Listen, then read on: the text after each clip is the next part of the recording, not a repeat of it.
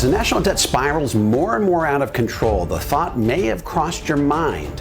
What would happen if the federal government defaulted on its debt? Well, before we dive into that, let's take a step back. Sovereign nations don't declare bankruptcy the way individuals or businesses do. But that doesn't mean we're immune to financial collapse. If the U.S. ever defaulted on its national debt, it would send shockwaves around the world. It would be nothing short of apocalyptic. Let's talk about how this could potentially play out, step by step.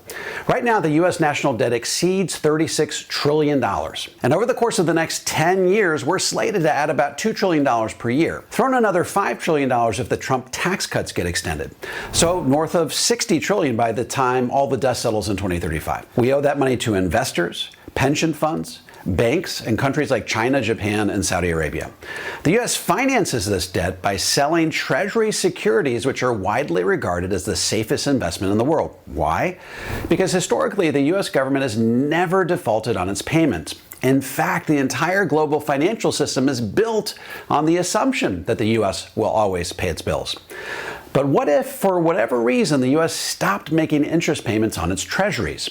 The moment that happens, the financial markets would go into free fall. Investors would panic, the stock market would plunge, banks, pension funds, and foreign governments holding U.S. debt would take massive losses.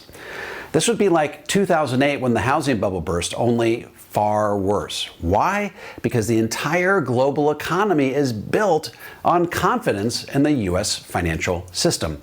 The moment that confidence disappears, all chaos breaks loose. One of the biggest immediate consequences of a U.S. debt default would be the collapse of the dollar's value. The U.S. dollar is the world's reserve currency, meaning that it's the most widely used currency for international trade and investment. But if the U.S. can't pay its debts, other countries would simply stop using our dollars.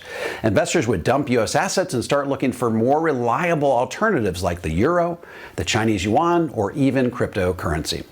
And here's where things would really veer into ugly. If the U.S. is no longer the world's reserve currency, everything we import would become dramatically more expensive. We're talking $15 for a gallon of gas, $2,000 for an iPhone. And you think the cost of eggs is bad right now? You ain't seen nothing yet. In fact, Americans could be faced with hyperinflation and see their life savings wiped out almost overnight. Think Weimar Germany. With our government in default and our currency crashing, lenders would demand much higher interest rates to compensate for the risk. That means mortgage rates of 15 to 20%. That would push the dream of home ownership way out of reach for most Americans. Got a credit card? Plan on paying twice as much interest, if not more. Want to take out a new loan for your business? Too bad, it's unaffordable. You'll probably have to start laying off workers en masse. So unemployment starts to shoot through the roof. Meanwhile, the housing market crashes. When mortgages become unaffordable, buyers disappear and home values plummet. All that equity you've built up in your house over the years, gone overnight. Now, let's talk about the federal programs that tens of millions of Americans depend on. Where does a lot of that money come from these days? Borrowing. Currently, the U.S. government borrows about $2 trillion per year to finance all of its various programs and initiatives. When the U.S. can no longer borrow, these programs go into crisis mode.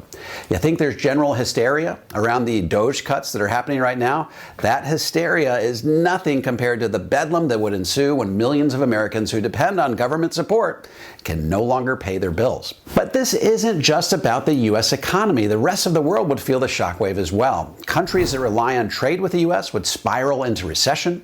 International banks that own U.S. debt could collapse, sending further ripples across the globe. Nations could start moving away from the U.S. dollar as a world reserve currency, which would reshape the financial world as we know it. Now, let's talk about our fiercest geopolitical opponents, China and Russia. With the U.S. economy in free fall, those two countries would seize the moment. China would accelerate its push to dominate global trade. Russia would exploit the chaos to expand its influence.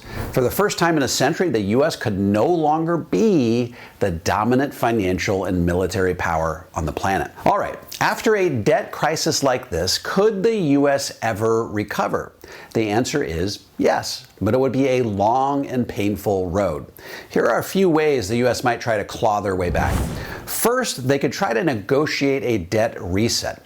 The government could work with creditors to forgive or restructure the debt, but that would shred U.S. credibility for decades.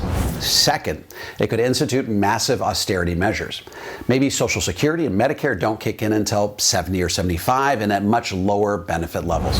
And finally, the U.S. could institute massive tax increases. What do you think? Would Americans be willing to stomach 50% effective tax rates? Would they be willing to work from January through June for the U.S. federal government? Now, how much of the scenario that I just laid out is likely to come to pass?